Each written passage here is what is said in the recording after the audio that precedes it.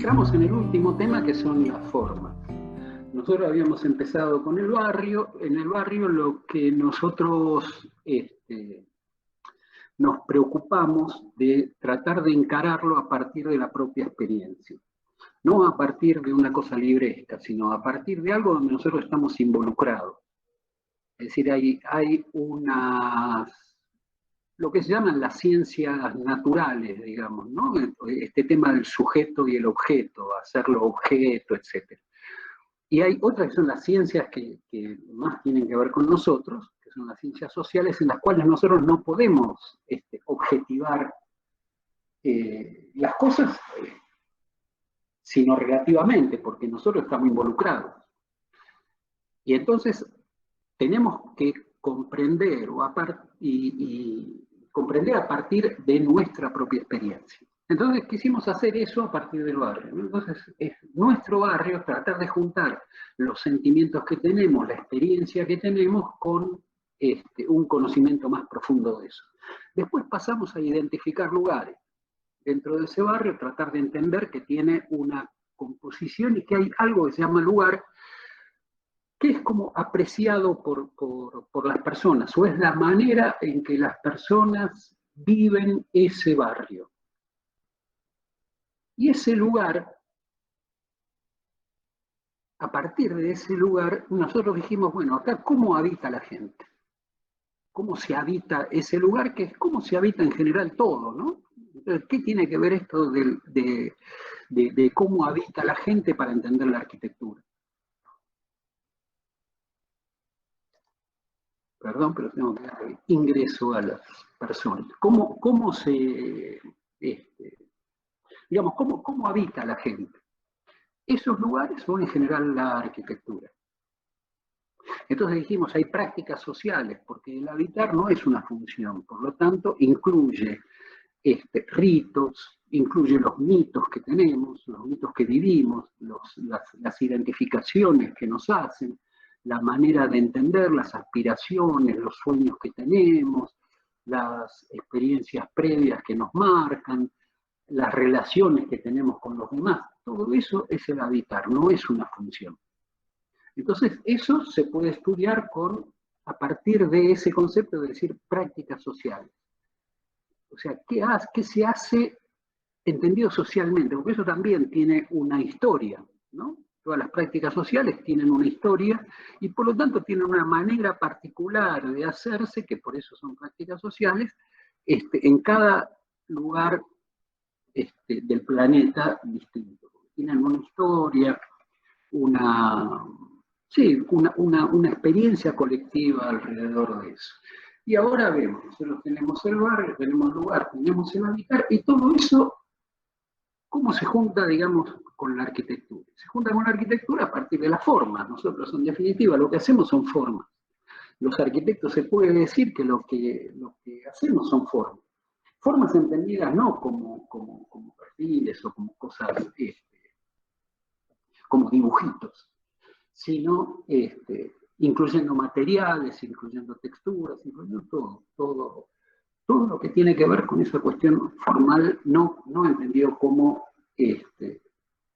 forma opuesta a contenido, sino como conformación.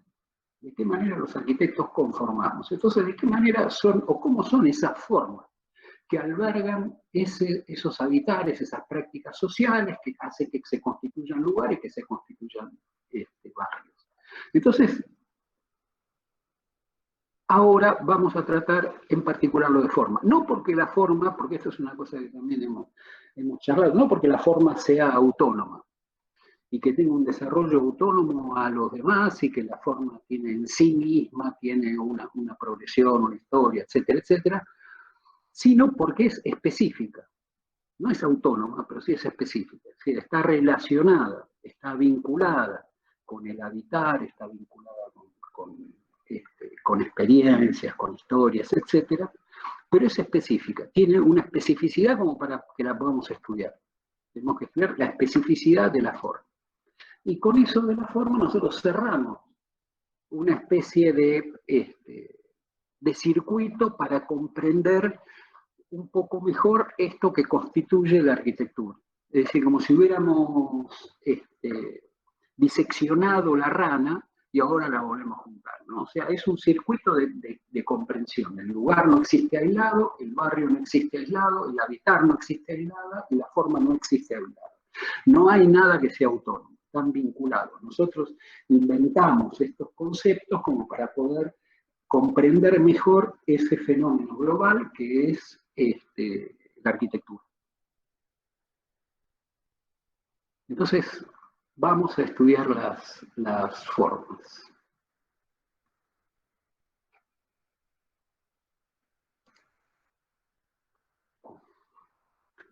Tengo algunos problemas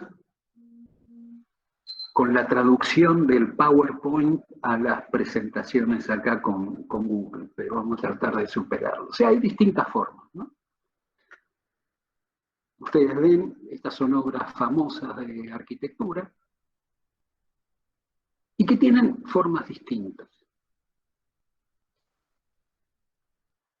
Y una pregunta que uno podría hacerse, por lo menos que a mí me ha preocupado mucho tiempo, es esto. O sea, son algunas preguntas que quisiera compartir con ustedes y ver si nos lo podemos preguntar, no para contestarlas positivamente, no para decir, bueno, la respuesta es esta. No, es como para pensar en esa, para pensar en ella. Porque nunca vamos a tener una respuesta exacta, pero pensar en ella a mí me parece que nos ayuda a comprender mejor, a ir avanzando en una cosa que es bastante compleja. Entonces, una pregunta que uno se puede hacer es, ¿qué relación hay entre las formas y el habitar y los lugares? No, nosotros le decimos esto, pero decir que están relacionadas no alcanza. Lo que hay que decir es cómo están relacionadas. ¿Cómo están relacionadas la forma con el habitar, con los lugares? Es una pregunta.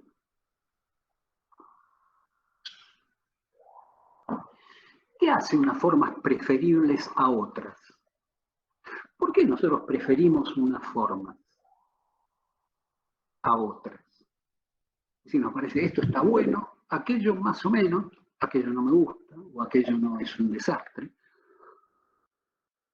Imágenes de obras de arquitectura y decimos esta es extraordinaria y aquella es un espanto. Cuando los profesores de proyecto corrigen y no más de un golpe de vista dicen esto puede ser, aquello no puede ser. O sea, ¿qué hace que una forma sea? Porque lo que están viendo los profesores son formas. ¿Y qué hace que unas formas sean preferibles a otras? ¿Por qué cambian las formas? O sea, en particular en la arquitectura, ¿por qué cambian las formas? ¿Por qué no seguimos usando las formas que usaba Borromini, Bernini o Miguel Ángel? ¿Por qué cambian? Antes estaban bien, ahora están mal. Si estaban bien, ¿por qué no las usamos?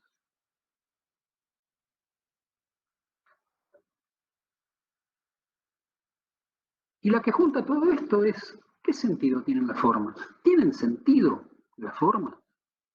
¿O son formas nada más?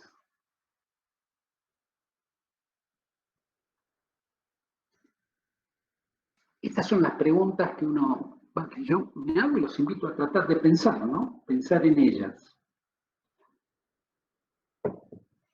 Entonces, una característica que tienen las formas, si uno piensa en los orígenes o cuando se fue conformando la humanidad, ¿cuáles son las primeras formas que aparecen, que el hombre realiza? Porque las formas están en la naturaleza, etcétera, pero el hombre produce formas. Esas formas que produce el hombre nos interesan. Las formas que producimos,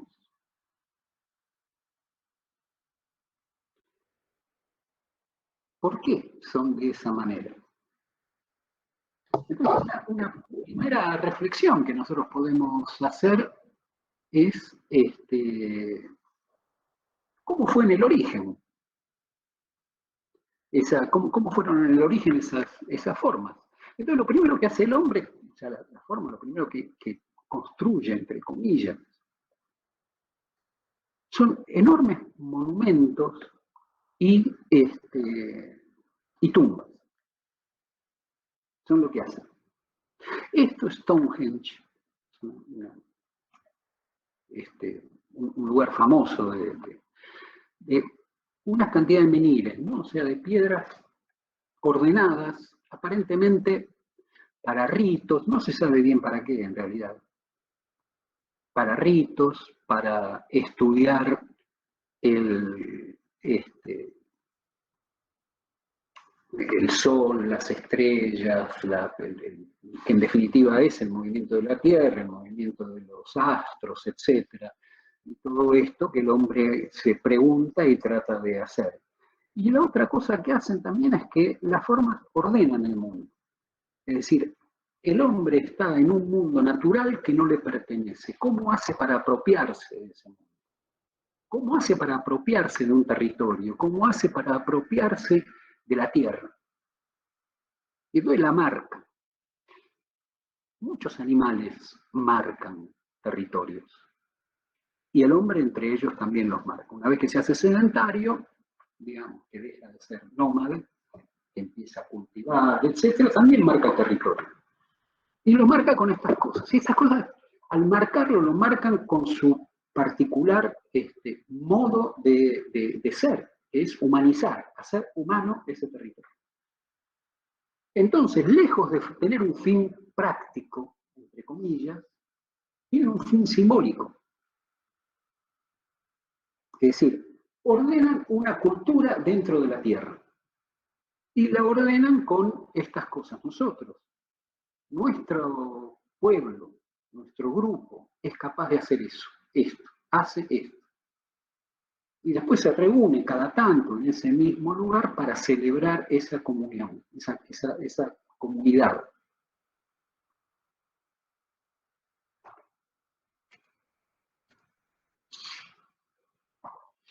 Avanzando mucho en el tiempo, una manera de componer esas formas, o sea, con esto yo lo que quería decirles es, las formas tienen siempre un contenido simbólico. O sea, lo que el hombre hace, lo que el hombre construye, la manera en que lo hace, tiene un contenido, no es solamente simbólico, pero tiene un contenido simbólico. Es decir, para él significan. ¿Por qué? Porque el hombre es como una especie de Dios que crea un mundo. Cuando el arquitecto hace una obra es una especie de Dios que crea un mundo. Y cuando crea ese mundo, crea las leyes que lo rigen, los valores que lo ordenan. ¿No? Entonces esta similitud de ser, es el gran arquitecto, Dios se entendió como el gran arquitecto. Entonces la obra de arquitectura, no por los arquitectos, ¿no? Sino porque es la obra de construir o de hacer un mundo. Un mundo entendido en ese sentido, ¿no? Es decir, construye algo que no existía y por lo tanto lo construye con leyes y con un tipo de ordenamiento particular. Uno de estos ordenamientos es el ordenamiento clásico. No, esta es una obra que está puesta en ese lenguaje clásico. ¿No? Es la Bolsa de Comercio de Buenos Aires, que está ahí en el bajo. Entonces vamos a tratar de entender algunas cosas de las lógicas de cómo se hacen estas formas. Primera cuestión que nosotros vemos en este edificio es que tiene una fachada. ¿Qué quiere decir que tiene una fachada? Que tiene una de las caras, es más importante que el resto. Entonces no es un objeto suelto que está puesto ahí y que se ve de todos los lados y tienen la misma importancia todas sus caras, todos sus lados. No, es algo que tiene un frente. que se llama fachada, ¿no? Tiene una fachada principal, que está marcada de manera distinta que las laterales, ¿no? Ahí ustedes, si ven, esta lateral es distinta de la fachada principal.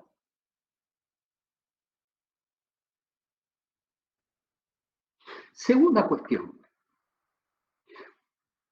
En esa fachada principal, en esta fachada principal,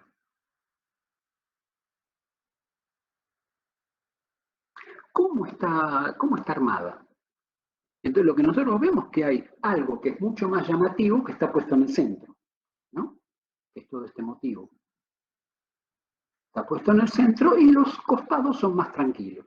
O sea, está marcado el centro. Y dentro de ese centro hay marcado, pareciera un eje, que se llama un eje de simetría, digamos. Se usaba de esa manera. O sea, lo que ocurre de allá ocurre de acá. No es como un espejo. ¿Eso qué hace? Eso hace que tenga un foco. Y eso hace que haya una vista privilegiada. Es decir, que no todo tenga el mismo valor, que sea indistinto, que sea intercambiable, etcétera, sino que hay un lugar privilegiado, que es el lugar que tiene que ver con este centro. O sea, el observador se coloca, o la pieza, digamos, el edificio nos invita a que nosotros nos coloquemos perpendicular a esa fachada, en una línea perpendicular a esa fachada, y en el centro de la misma. Esa es una mirada privilegiada. Independientemente de que lo hagamos, digo, esto está marcado en sí mismo. Cuando yo me coloco el ángulo del que está tomada la foto, sería una especie de escorzo, se llama, porque no es frontal, pero siempre lo estoy tomando relativamente, o estoy pensando una cierta relatividad en mi posición con respecto a algo que es más importante, que está ubicado en el centro. Es decir, hay un ordenamiento que tiene que ver con ciertas jerarquías. Jerarquizado el centro, jerarquizado un punto del observador, etc. Después ustedes ven acá abajo unas rayitas que tiene el reboque, ¿no? Esos son como recuerdos o simulan piedras, ¿no? En el original, esos serían piedras. Como esto está hecho a principios del siglo XX, hacerlo con piedra era relativo, entonces se simulan las piedras. Y antes se construía así, eran las piedras que estaban abajo y en las esquinas, que eran los lugares más débiles de la construcción, era donde se rajaba, donde se podía rajar, es el lugar más débil, donde se juntan dos paredes en una esquina, ese lugar es débil en la construcción. Es lo que se raja primero, etc. Entonces eso se armaba con piedras, que era lo más sólido que había. Y esto de las piedras también tiene otro sentido, que es cómo yo apilo cosas. Yo tengo distintas cosas y las tengo que poner una arriba de la otra. ¿Qué pongo abajo? La más pesada. Porque si pongo la más pesada arriba y pongo cosas livianas abajo, se me cae. O corro más riesgo de que se me caiga. Es inestable. Entonces, para lograr estabilidad, se pone lo más pesado abajo y se va alivianando hacia arriba. Y si ustedes ven esta fachada, tiene lo más pesado abajo, que es la piedra, el símil piedra, después se va alivianando con estas obras y después cada vez se hace más liviano hacia arriba. A diferencia, por ejemplo, del edificio que tienen al lado, que es la ampliación hecha más cercana en el tiempo, ¿no? en los años 60, 70. ¿Y esto qué significa? Significa que esta obra va a estar ahí estática eternamente. O sea, no me presenta ninguna característica que yo pueda pensar que eso es provisorio, o se va a cambiar, o va a modificarse en el tiempo, sino que es absolutamente terminada, porque tiene un coronamiento, ¿no? Está terminada en sí, ¿no? Y aparte es eterna, ¿por qué? O sea, tiene una estabilidad, está quieta, ¿no? Entonces, eso también es parte de un mundo que es quieto, que no cambia, que es estable desde el inicio de los tiempos y que va a continuar siéndolo. Y entonces las construcciones tienen que representar esa estabilidad de ese mundo. Y por otro lado también, ¿qué vemos? Y vemos acá estas columnas. Vemos un lenguaje, ¿no? Vemos elementos con los cuales trabaja el arquitecto. No trabaja con vidrios, no, trabaja con estos elementos, que son columnas, que es un frontis, que son unas determinadas maneras de hacer ventanas, una determinada manera de hacer un coronamiento, etc. Es un lenguaje. Y ese lenguaje es el lenguaje clásico. Entonces utiliza un lenguaje que viene utilizándose desde la antigüedad clásica. La antigüedad clásica nosotros llamamos a Roma y a Grecia clásica. ¿Y eso cómo se expresaba? Se expresaba en lo que se llaman los órdenes. Estos son los órdenes clásicos. Un orden es la conjunción de una columna y un entablamento. Entablamento es lo que pasa arriba de la columna, ¿no? Que vendría a ser las vigas, el apoyo del techo, etcétera, que tiene una cantidad de partes. Y el orden clásico es una relación entre estos elementos. Entonces vemos acá tres órdenes clásicos: el dórico, el jónico y el corintio. Y son tipos de relaciones. Ustedes ven que el dórico es más gordito, digamos, que estos dos, ¿no? Más retacón, o sea, más bajo, proporcionalmente más robusto que los otros dos. Menos elaborado, esto que se llama capitel, no tiene basamento. Este tiene otro basamento, tiene un capitel distinto, y este tiene un capitel todavía más, no diría más desarrollado, sino que más profuso formalmente, más delicado, ¿no? Son hojas de acanto, etc. Entonces, como se ve, son tres órdenes distintos, que son los tres órdenes clásicos. Después había otros, pero estos son los tres clásicos. Y que no solamente era esta columna, sino, si yo elijo este orden,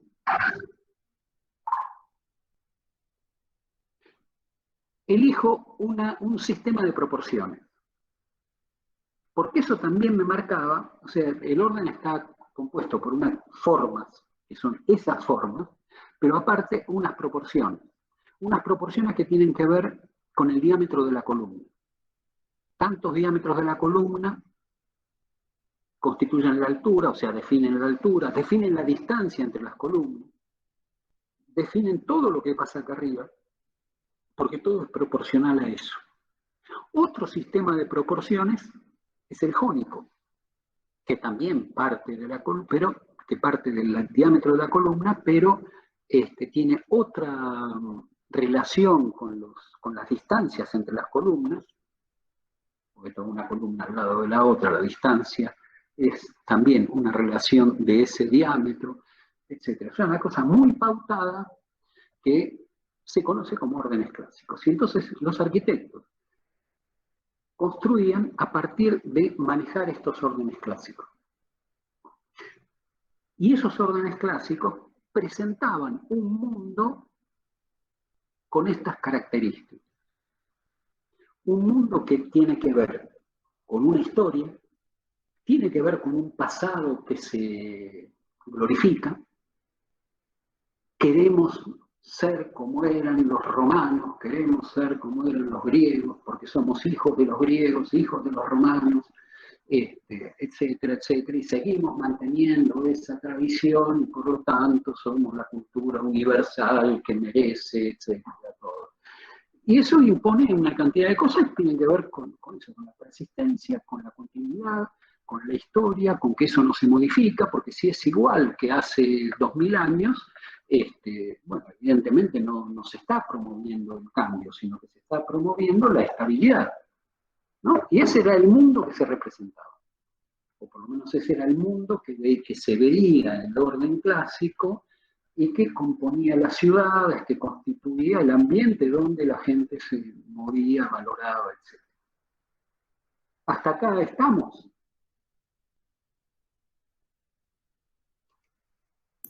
¿Se entiende? Bien. Bueno, y después pasa lo que pasa. Una revolución que hay en Europa, una revolución, revolución cultural, que en parte es artística, y aparece la modernidad, el mundo moderno. Esta es una película de Carlitos Chaplin de tiempos modernos. ¿Con qué tiene que ver? Tiene que ver con el predominio de la industria. El predominio en Europa de la industria, que rompe ese mundo clásico tradicional que tiene que ver con los duques, con los dueños de la tierra, con todos esos personajes de la realeza que venían como resabios de la época anterior a la industria. Y aparece con fuerza esta industria. Estamos a principios del siglo XX, y esto provoca una disputa simbólica entre grupos que pretenden dirigir, ser dominantes, ser dirigentes de la sociedad. Y lo hacen a partir de valores distintos y de significaciones distintas. Es evidente que el tipo que defiende una visión industrial que tiene que ver con la máquina, que tiene que ver con la producción de objetos, etcétera, etcétera, pretenda el cambio, porque el cambio para él es fundamental. Entonces no está de acuerdo con un mundo que nunca cambia. Al contrario, tiene que cambiar. Se mueve, todo el tiempo se mueve, todo el tiempo cambia. Entonces, simbólicamente necesita formas que expresen ese mundo. Y entonces esto produce de alguna manera, o está relacionado con una revolución en el mundo plástico y en el mundo de la cultura y del arte. Cuando nosotros decimos movimiento moderno, cuando nosotros decimos el arte moderno, tiene que ver con una verdadera revolución, porque es un cambio revolucionario. Y que uno podría decir metafóricamente, son mundos distintos que chocan, y que uno pretende imponerse al otro. Se abandona como viejo, o sea, no pretende toda la cultura, pretenden los sectores que están interesados en imponer esa manera de ver, que son los sectores vinculados a la industria. ¿Se entiende esto? Entonces, esos quieren decir el mundo que nosotros representamos es el mundo legítimo. Lo otro es viejo, hay que enterrarlo. Y entonces empiezan a ordenar las cosas de otra manera. Aparecen este tipo de pinturas, donde la pintura, la actividad plástica, tiene que ver con otros principios, no copia a la naturaleza. Aparecen otras cuestiones abstractas y otros problemas, tanto frente a la pintura como en la arquitectura. Aparecen las cuestiones abstractas,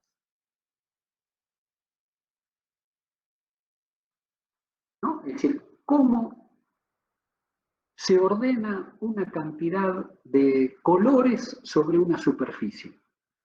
Yo estoy pintando, o sea, expandiendo colores sobre una superficie. Eso es lo que estoy haciendo. Y entonces, ¿qué leyes tiene eso? Yo no estoy imitando nada. dicen los pintores modernos. No es como antes, que la pintura era como si fuera una ventana que se abre al mundo y entonces yo imito a la naturaleza y la pinto. No, yo estoy trabajando sobre una tela y eso es una tela y no lo escondo.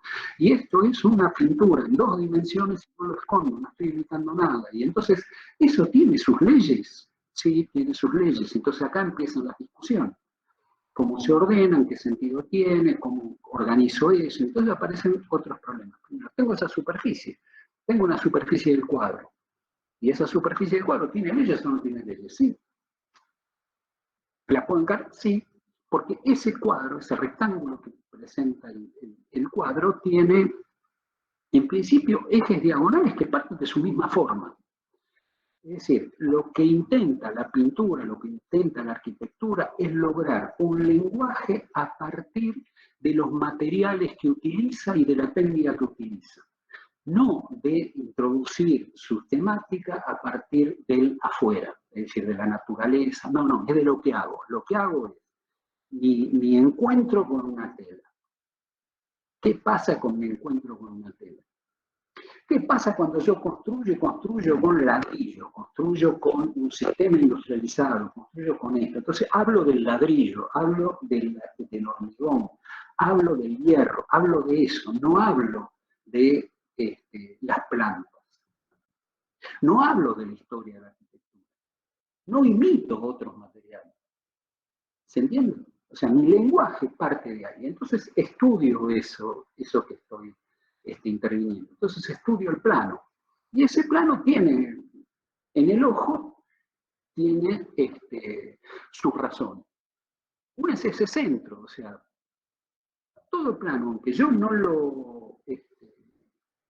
lo haga, yo intuyo o siento es que tiene un centro. Un centro que también ayuda a ordenar todo. Y entonces, si yo coloco algo en el centro, es distinto a si lo coloco en un ángulo. La sensación visual es distinta. ¿Qué produce en mí un punto puesto en el centro? Un equilibrio, algo está. Si yo lo pongo en una esquina y empieza a aparecer una tensión, yo siento una tensión ahí. No está ordenado, digamos, equilibrado, sostenido, sino que empiezo a sentir una tensión. Entonces empieza a estudiar estos fenómenos.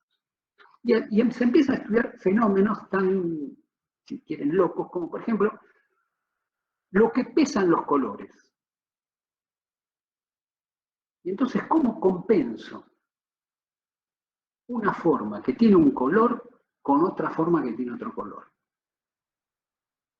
¿Cuánto pesa un círculo rojo? ¿Cuánto pesa un rectángulo amarillo? ¿Cuánto pesan? ¿Cómo se equilibran? La tensión que me produce este círculo rojo puesto en esta punta, ¿se equilibra con estos colores que son un poco más suaves, no tan fuertes, pero son más grandes, tienen más masa, y están puestos en el otro lado? ¿Se equilibran estas formas? Entonces empiezan a aparecer otro tipo de cuestiones, ¿no? Las formas. ¿Hasta dónde constituyen una forma todo esto y hasta dónde ese círculo aparece como otra cosa distinta que no está contenido en este ángulo? Entonces aparece una cantidad de estudios alrededor de la visión, de cómo vemos, cómo identificamos los objetos, cómo identificamos las formas. Entonces hay estudios que tienen que ver con la psicología, que es la escuela de la Gestalt, que estudia esto, cómo vemos. Entonces, ¿cómo identificamos formas? Porque nosotros cuando vemos, rápidamente, de una mirada, comprendemos un mundo, ¿no? O sea, comprendemos nuestro entorno. No tenemos que andar pensando esto es un círculo. Con un golpe de vista decimos estos son círculos, esto es un grupo, esto es otro grupo. Y entonces, ¿cómo identificamos esa forma? Dicen, bueno, hay distintos esquemas. Lo primero, por proximidad. Yo reconozco acá 3 conjuntos, por proximidad. sea, estos tres me constituyen un objeto, estos otro y estos otros. O sea, uno por proximidad. Armo sentido por la similitud. La vista me hace unir esto, que son los triángulos, con estos. Entonces yo acá estoy viendo como el entrelazamiento de dos líneas, ¿no? Que son, es esta con esta. En un círculo, ¿cuándo dejo de ver un círculo?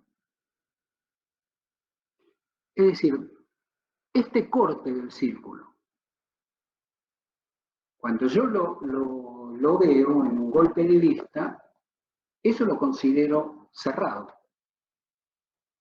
¿Cuánto tiene que tener esta abertura para que mi ojo lo reconozca como no círculo, como no cerrado, como algo que puede ser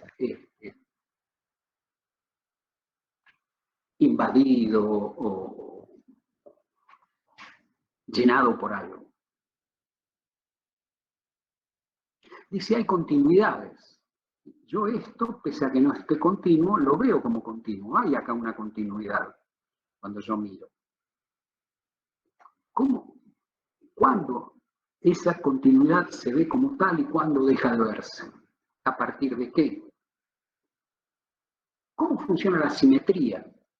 Son estas las cosas que estudia la Gestalt. ¿Cómo vemos?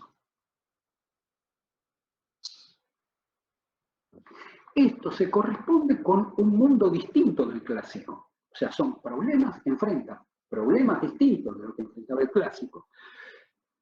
El lenguaje clásico enfrentaba problemas de qué manera yo interpreto un Luis XV, un Luis XVI, estas columnas, aquellas, estas referencias, qué refiere, el dórico refiere a un hombre, el jónico refiere a una mujer, entonces si tengo que hacer una iglesia para un santo, para San Pedro utilizo el dórico, si es para la Virgen María utilizo, etc. Ese tipo de problemáticas eran las que tenía el mundo clásico. Las que tiene el mundo moderno dejan de tener que ver con eso y pasan a tener que ver con la materia que utilizan. ¿Y esto por qué será? Una respuesta posible es decir, porque precisamente la industria cambia el mundo. O sea, la lógica que tiene la industria es distinta a la lógica que tiene la manera tradicional, donde el que es duque es duque, punto. Nadie pregunta por qué. En cambio, en el mundo moderno, el que es, no vamos a nombrar, pero bueno, el que es importante dentro de eso, porque dirige una fábrica o dirige un grupo económico, deja de ser importante cuando deja de dirigir ese grupo económico. No es eterno. Y su sostenibilidad depende de la continua transformación. Nosotros vivimos en un mundo que se transforma continuamente. Y que no queremos parecernos a como era hace 100 años, hace 200 años, hace 300 años. No queremos parecernos a ayer. Entonces es otro mundo. Ese mundo tiene otras lógicas. Y el mundo de la industria tiene que sacar sentido de lo que produce. Y entonces hay una disputa con el artesano. Entonces, ¿qué se valora? Si yo valoro las formas clásicas, las puede hacer mucho mejor un artesano que una máquina. Pero si yo valoro formas puras, las puede hacer mejor una máquina. Entonces yo tengo que lograr un mundo en el cual sean valoradas esas formas puras. Hasta acá, Sí, vamos, profe. Bien. Bueno, vamos a ver una obra de cómo se traduce esto en arquitectura y una obra de Corbusier, la Ville Roche. ¿No? Que es esta que se ve acá entre los árboles medio. Y hay un análisis que hace Baker sobre cómo es esta casa. Es en París, digamos, el sistema de amanzanamiento y de loteo de París es distinto al nuestro, y esto es una vivienda hecha en el corazón de la manzana. Hay una manzana edificada y es un lote que tiene una entrada pequeña y que después se amplía y utiliza el centro de la manzana, ¿no? Y que es esta que vemos acá. Acá se ve la manzana, este paso, y la casa está acá. Este es el terreno. ¿Sí? Entonces el tipo hace un análisis de esa forma. ¿Y cómo son las formas de esa vivienda que realiza Le Corbusier? Entonces dice, las decisiones que va tomando es, en ese terreno, cómo ubica la casa, qué espacio ocupa, ¿no? Cómo ordena ese espacio. Entonces él dice, bueno, coloco es un terreno pequeño, por lo tanto lo que me conviene es tirar la construcción sobre las medianeras, ¿no? Entonces tira este terreno que es rectangular. Vos tenés distintas posibilidades, vos podés colocar la vivienda acá adelante y utilizar esto como jardín de fondo, digamos, hay distintas posibilidades de hacerlo. Entonces lo que adopta se llama así como el partido que adopta, o la disposición inicial, las primeras decisiones que toma Le Corbusier para el proyecto es tirar la construcción para las medianeras y encerrar ese terreno. Entonces, por la disposición que tiene una L con el brazo más largo paralelo a la entrada y el brazo más corto, que es el que cierra todo el terreno. ¿Está? Entonces empieza a trabajar esa forma. ¿Y cómo empieza a trabajar esa forma? Una posibilidad sería tratar la L como L, ¿no? Como un solo objeto. Como un objeto que se transforma y se va sí, precisamente transformando ese brazo más largo en el brazo más pequeño. Entonces siempre con estas cuestiones aparece esto que puede ser visto como unión o como articulación. ¿No? O sea, acá pasa algo, cuando nosotros vemos un objeto que tiene, que no es un prisma puro, sino que es un prisma más complejo, como por ejemplo una L, aparece un punto de cómo se resuelve esto. Entonces, si lo transformo así o lo presento como... Entonces, lo que él opta, una vez tomada la decisión de tirarse sobre sobre las medianeras, es cómo realizo esa L. Conceptualmente sería una L. Entonces, él lo que hace es dividirla en dos prismas. Dice, bueno, en realidad yo tengo dos prismas distintos, o sea que es una operación que tiene que ver mucho con este mundo de la industria, ¿no? El razonamiento, el pensamiento, la manera de actuar sobre las cosas tiene que ver con esto y tiene que ver con la ciencia moderna, ¿no? ¿Cómo hago para conocer? Destripo al objeto, ¿no? Lo divido en sus partes y lo vuelvo a armar. Entonces él dice acá, lo divido, esa L la divido en los dos brazos, uno largo y el otro corto. Y lo que tengo que resolver es cómo lo uno. Y entonces dice, bueno, acá tengo este largo que viene cuando yo vengo caminando por allá, lo pongo a la derecha y con el que me enfrento.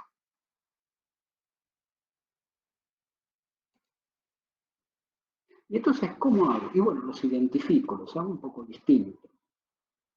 Entonces empieza a tomar formas distintas para el que encuentro de frente que para el que me acompaña en el camino y que veo lateralmente. Y después busco cómo los uno, porque es una sola casa.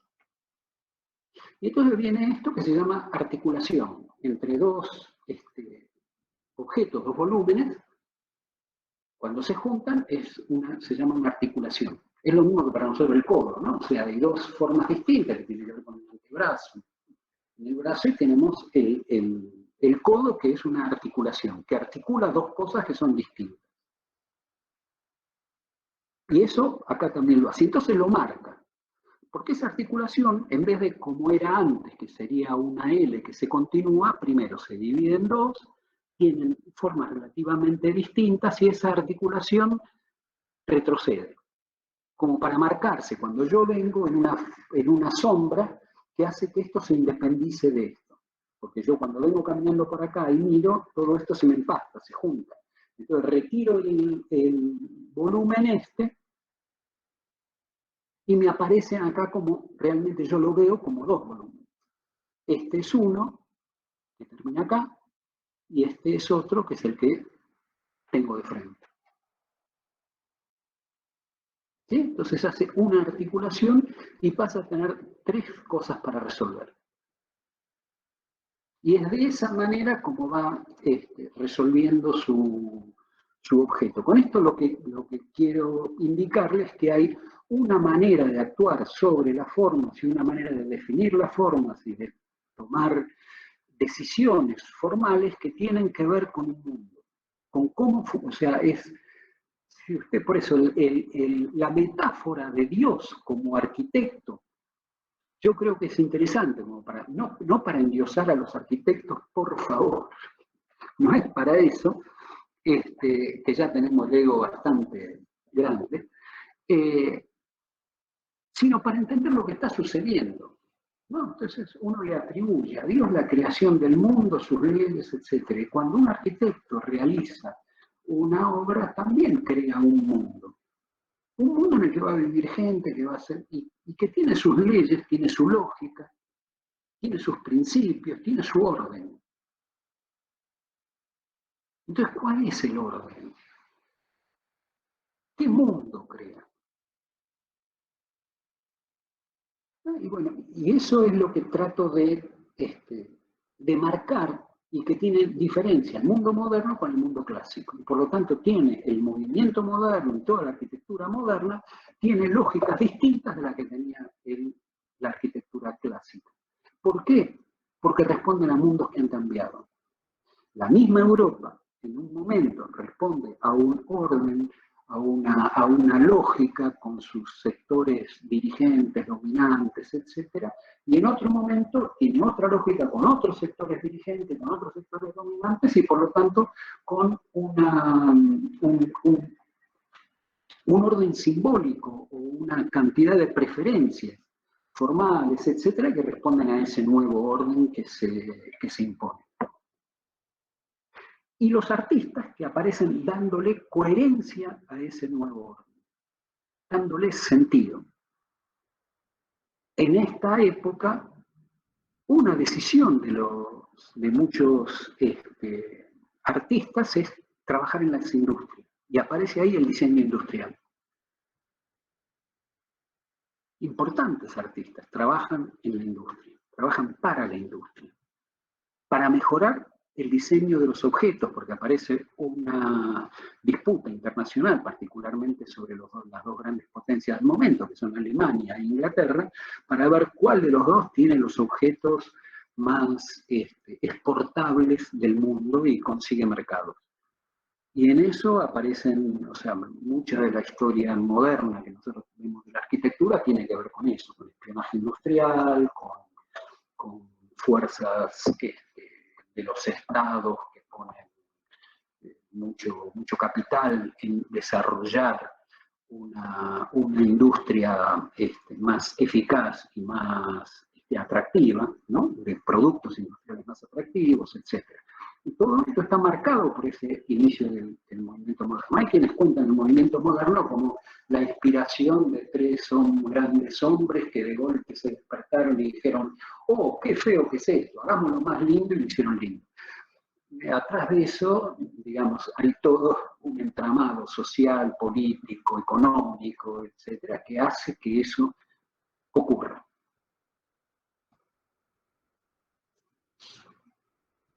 Y esto tiene que ver con el gusto, ¿no? Que era lo que nosotros decíamos. ¿Por qué nos gusta una cosa en un momento y no nos gusta en otra? ¿No? Y que tiene que ver con el orden simbólico. El gusto, que a veces también se hace un poco, se le hace mala prensa al gusto. Yo creo que hay que estudiarlo, porque el gusto no es buen gusto y mal gusto, sino que el gusto tiene que ver con muchas cosas muy importantes para las sociedades y para las personas. Marcan identidades. Es decir, cómo yo me identifico con otras personas. ¿Quiénes son mis amigos? Y mis amigos son gente que normalmente le gustan las mismas cosas que a mí. O que tenemos muchas cosas en común en cuanto a gustos. ¿Cómo yo reconozco lo que son del palo, digamos, los que son parecidos a mí, con los que yo, si entro en un lugar, veo con quiénes me largo a hablar? No conozco a nadie, ¿a quién le pregunto? Al que me parece que me va a dar bola. ¿Y quién me va el que más parecido a mí? No más parecido como facciones. Que se viste parecido, que se viste en ese estilo, digamos, que tiene ademanes parecidos a los míos, que tiene comportamientos similares. Entonces, estas son formas de comportarse, formas de hablar, formas de vestirse, son formas. Y eso, ¿por qué? Marca exclusiones e inclusiones. Yo me siento identificado, soy parte de ese grupo. Y inmediatamente marca solidaridades. Yo me identifico, y si me identifico, cuando uno va a ver una película y dice, bueno, ¿con quién me identifico? Me identifico con este, con aquel. Y en la vida es así también. Yo me identifico y entonces me pongo del lado de este en una discusión. Porque me siento que soy parecido a él. ¿Y esto cómo lo marco cuando en realidad no conozco a las personas? Lo marco por las formas. Y entonces marca eso, identidades. Los gustos marcan. Por eso es tan importante la arquitectura. Porque de la misma manera que la ropa identifica, y todos usamos una ropa en un sentido para dar un mensaje, para dar una indicación, para decir yo soy de estos, yo soy esto, también la arquitectura incluye y excluye. La arquitectura invita a los que son de esta manera y deja afuera a los que no son de esa manera. Esto no es para mí, este lugar no es para mí. ¿No? Entonces, ¿qué lugares son para esas personas? Porque no son buenos o malos en general. Son pertinentes o son agradables, posibles, bancables por un grupo y no por otro. Entonces nosotros tenemos que estar atentos a eso. La identidad no es una esencia. La identidad es un sistema de relaciones. Es con quién me identifico, con quién establezco relaciones. Y de representaciones, o sea, ¿qué me imagino que pasa? ¿Qué me imagino que es? Los que son parecidos a mí tenemos la verdad. Es así, los demás están afuera. ¿No? Es pero la identidad no es una esencia. A veces uno cuando habla de identidad nacional y qué sé yo, parece una cosa folclórica, hay que vestirse de gaucho y tocar una samba. No, o bailar un tango en caminito. No, esa no es la identidad, eso es mentira. La identidad que tenemos nosotros como pueblo son las cosas que nos unen. Tenemos una historia común, tenemos unos deseos comunes, tenemos unos intereses en común, etc. Y eso es lo que nos identifica. Y eso también nos pasa con los amigos. ¿Por qué somos amigos de esos amigos? Porque tenemos una historia en común, porque entonces tenemos ideales, porque nos sentimos parte de un grupo que es solidario entre sí para que todos estemos mejor, etc. Y eso no incluye a todo el mundo, incluye a un grupo con el cual me identifico. ¿Y eso cómo se identifican? Se identifican por las formas. Entonces la estética tiene que ver con un conjunto de estrategias constitutivas de efectos de realidad. Es decir, la estética que nosotros adoptamos, cómo nos vestimos, qué modales tenemos, porque cuando tenemos determinados modales es porque pertenecemos a una cultura o nos parecemos a o los hemos aprendido de, y entonces eso nos junta. Y eso conforma una estética. Y la estética es un conjunto de estrategias que hace que nos juntemos con determinadas personas, que les dice a los demás quiénes somos. Y eso no solamente en los modales que tenemos, sino también en las obras de arquitectura que realizamos, en los ambientes que generamos, en los lugares que creamos. ¿No? Entonces la estética pasa de ser una cosa de buen gusto o mal gusto a una estrategia de identificación, ¿no? A una estrategia de creación de mundos. ¿Con qué se relacionan estos mundos que creamos? ¿Qué evocan? ¿A quién me traen? ¿Qué historia reivindican? ¿Desde qué lugar están contada esta historia? ¿Se entiende? Entonces ese es el gusto y el sistema simbólico. Yo voy a hacer un pequeño repaso de esto que estaba, una obra que es del movimiento moderno, que es la Bauhaus de Dessau, de Walter Gropius, y es una escuela de arquitectura y artes, que estaba vinculado con todo esto que es el desarrollo industrial de Alemania en la entreguerra, es decir, entre la Primera Guerra Mundial y la Segunda Guerra Mundial. No, la Primera Guerra Mundial termina en el 18 y la Segunda Guerra Mundial empieza en el 39. O sea, entre 1918 y 1939 es el periodo que se conoce como entreguerras. La década del 20, todo esto que es el momento de la arquitectura moderna clásica, digamos, ¿no? O sea, la modernidad típica. Aparece Le Corbusier, aparece Gropius, aparece Mies, y aparece este lenguaje nuevo. Y esta es la escuela de la Bauhaus, una escuela de arquitectura y arte.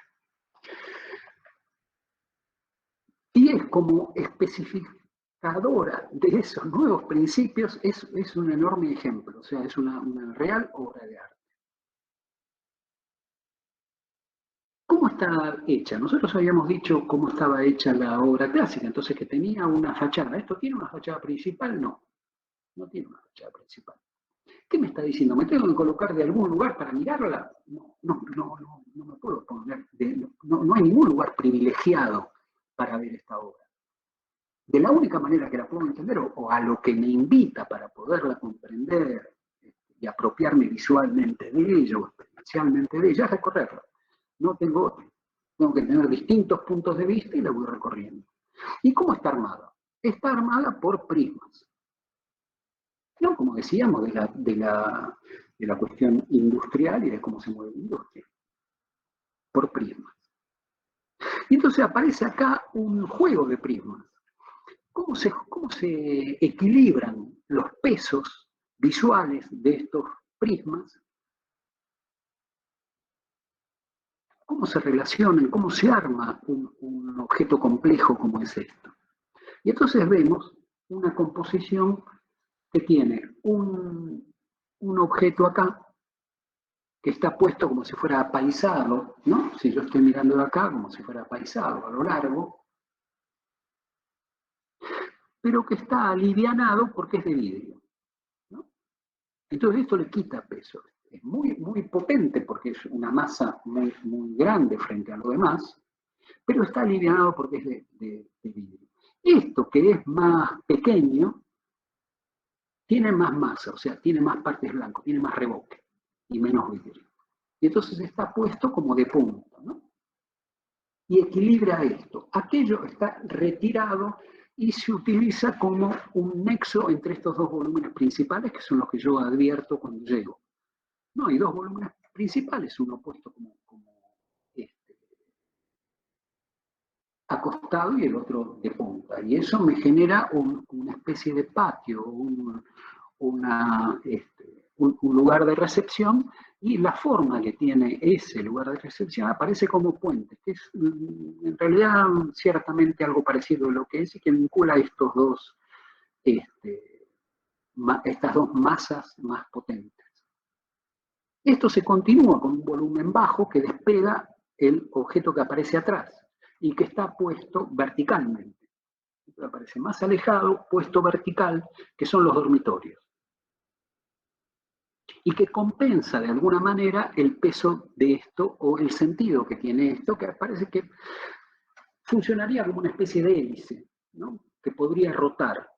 Entonces, esto, según Argan, un crítico de arte, esto figura como algo que lo fija, que fija a la cruz esta, a la hélice, y no le permite girar, y permite ordenar todo con esto que como que lo fija al suelo, ¿no? Algo más, con un volumen vertical, como que lo clava atrás, frente a esto que está puesto casi en el aire. ¿Por qué? Porque lo que está al llegar al piso está retraído y provoca una sombra y lo hace como flotar. Entonces, estos son los lenguajes que empieza digamos, a utilizar la arquitectura moderna frente al lenguaje de los órdenes clásicos. Es un lenguaje que está basado en la propia construcción, porque remite a la producción industrial. Y la producción industrial no quiere imitar nada, es nueva.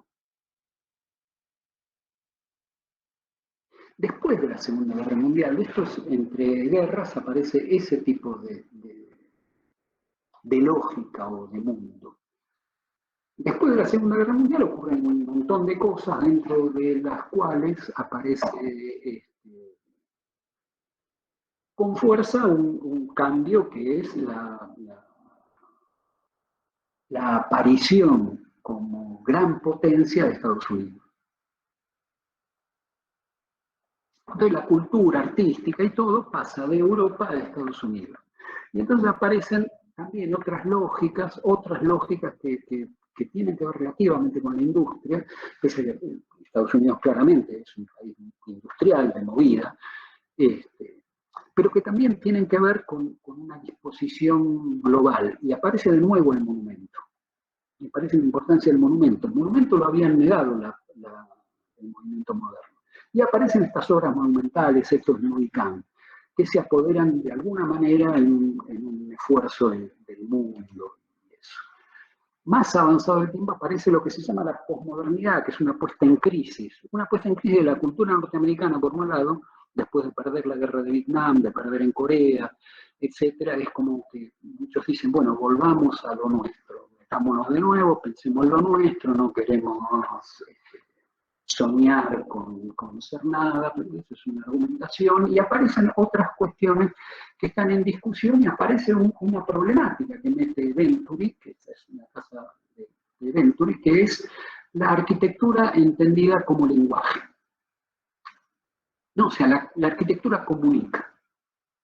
Y por lo tanto lo que importa es qué comunica, cómo comunica. Entonces aparecen estas cosas que remiten de nuevo a formas, pero lo hacen de una manera irónica. No están reproduciendo lo clásico, pero están hablando irónicamente de lo clásico. Y dicen, bueno, vamos a ver qué comunicamos, cómo comunicamos, qué comunicamos. Esto es importante, lo que el edificio dice. Lo que quiere decir, la gente necesita eso, etc. Y avanzando empiezan a aparecer otras cuestiones, donde queda relegado el tema de la industria, y empiezan a aparecer primero la informática, empieza a aparecer fundamentalmente el capital financiero sobre la fábrica. Ya lo que gobierna el mundo no son las industrias, sino que son lo que se llaman los intangibles, por un lado, o sea, los que hoy mueven todo, que es Mercado Libre, Google, Microsoft,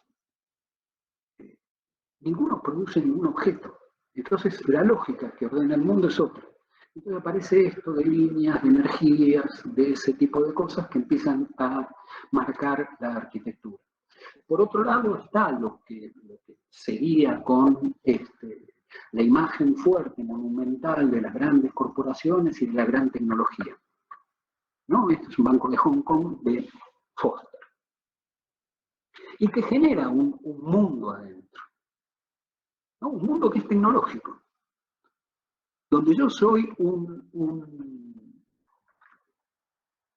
habitante de este mundo y en realidad tengo muy poca relación con eso construido que hay alrededor, porque yo cuando estoy entre ladrillos, sí, eso es algo que me parece que puedo manipular, que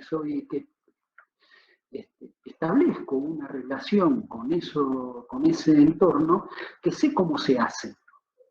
Había una frase de Milán Kundera que decía, mi abuela es de la última generación de los que sabían de qué estaban hechas las cosas.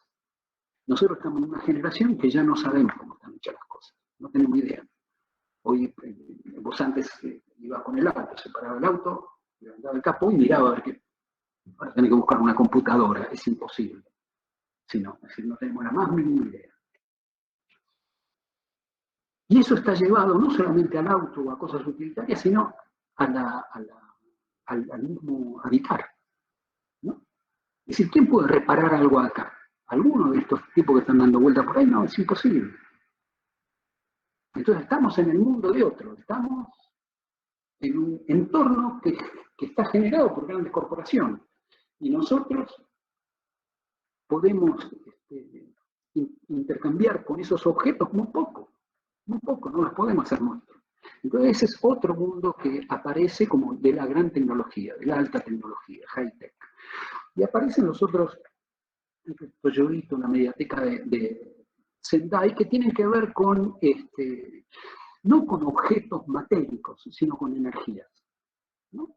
Donde ese nuevo mundo que aparece con Internet, que aparece con informática, que es energía. Entonces, la metáfora que nosotros tenemos para comprender cómo funciona el mundo son las energías. Y por lo tanto, lo que se representa en muchos de estos edificios tiene que ver más con esa energía que con otra cosa.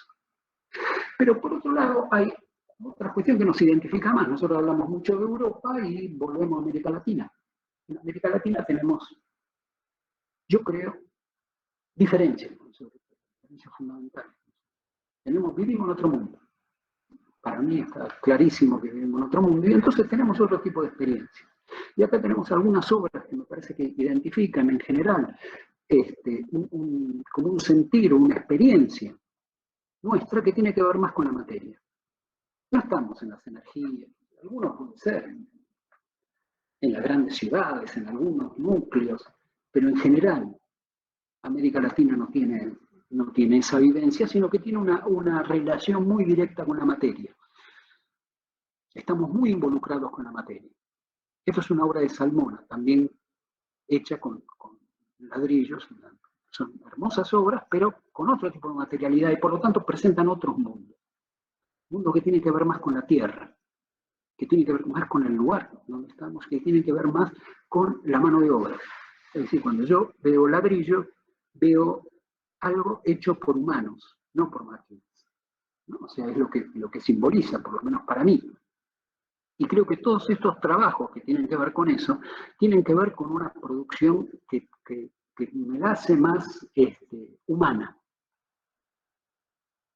Esto es de Méndez la Rocha, en la Biblioteca de San Pablo, donde también está revalorizado una obra existente, intervenida, y entonces aparecen estas cosas que tienen que ver con el misterio, ¿no?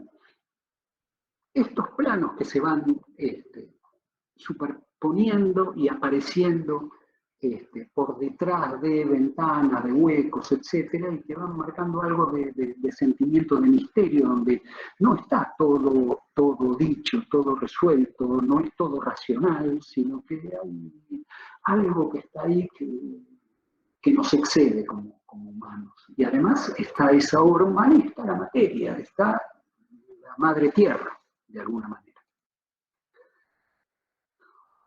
Entonces, terminando, para resumir, creo que nosotros deberíamos ver, pensar la forma como poéticas, como cosas que están ahí diciéndonos algo y que nos permiten comprender mejor cosas que suceden a nuestro alrededor, ¿no? Y que esas formas tienen lógicas. Entonces, ¿qué lógicas tienen esas formas? ¿A qué mundo me remiten? ¿Qué familias de formas hay ahí? Es decir, hay formas que tienen que ver con otras formas, entonces hay familias de formas. Uso todo prismas puros, uso, ¿qué uso? Una forma que se transforma en otra, uso formas vegetales, ¿qué familia de formas? Uso formas más químicas, uso formas, ¿qué es eso? Lo que yo estoy evocando es un mundo constituido por energía, por formas abstractas, puras, un mundo natural, un mundo vegetal, químico, mecánico. ¿Cómo es el mundo? Entonces eso tiene reglas de conformación también, que me remiten a. Las composiciones tienen proporciones y tienen articulaciones, que es lo que habíamos visto antes. Entonces estos puntos como para pensar, no es como para decir, esto, aquello, sino como para pensar. Entonces cuando yo veo una forma, trato de pensar en esas cosas. ¿A qué me remite? Porque me gusta. ¿Pero por qué me gusta? Porque remite a mundos que me son agradables, que me son propios, en los cuales yo podría vivir o quisiera vivir. Entonces, ¿cómo son esos mundos?